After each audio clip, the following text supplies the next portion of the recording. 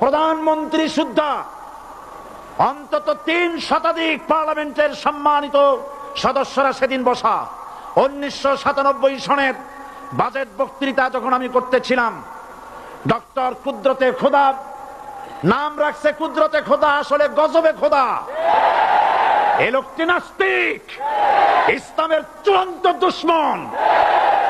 তার প্রণীত শিক্ষা ব্যবস্থার যখন সমালোচনা করছিলাম, ট্রেজারি বেঞ্চ থেকে আমাকে বলা হলো রাজাকার।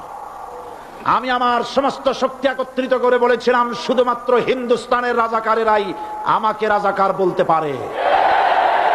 আমি বলেছিলাম 1973 সন পর্যন্ত আমি বাংলাদেশের কোন রাজনৈতিক দলের নেতা এবং কর্মী ছিলাম না। আমি রাজাকার নই।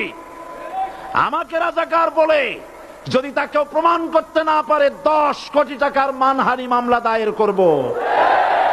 আমার এই বক্তব্য সারা দুনিয়া শুনেছে। পার্লামেন্টে আমার এই বক্তব্য রেকর্ড হয়ে আছে। সেদিন 3 শতাধিক পার্লামেন্ট মেম্বারের কেউ আমার চ্যালেঞ্জ গ্রহণ করেন নাই। যে কোনো ব্যক্তি পার্লামেন্টে গিয়ে আমার বক্তৃতা দেখে আসতে পারেন।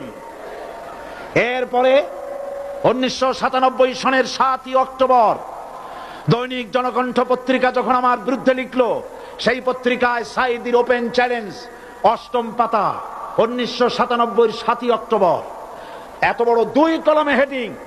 সেখানে আমি বলেছি, বাংলাদেশের সকল সাংবাদিক, গোয়েন্দা বিভাগ, বাংলাদেশের সকল বুদ্ধিজীবীকে আমি আমার পিরোজপুরে আমন্ত্রণ করছি।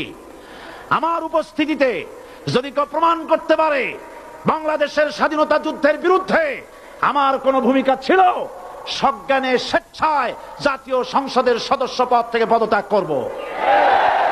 3 বছর পার হয়ে গেছে, আজ পর্যন্ত কেউ এই চ্যালেঞ্জের মোকাবেলা করে নাই।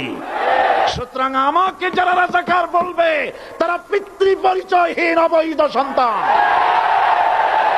1971 সনের, শোনো মুসলমানেরা, 1971 সনের কোন কাদা সাইদির গায়ে লাগে নাই। আমাকে রাজাকার বলে জনগণ থেকে বিচ্ছিন্ন করবা, জনগণ থেকে আমারে বিচ্ছিন্ন করা যাবে না। কারণ এই জনগণ আমার জন্য আসে না, এই জনগণ আসে আল্লাহর কোরআনের জন্য।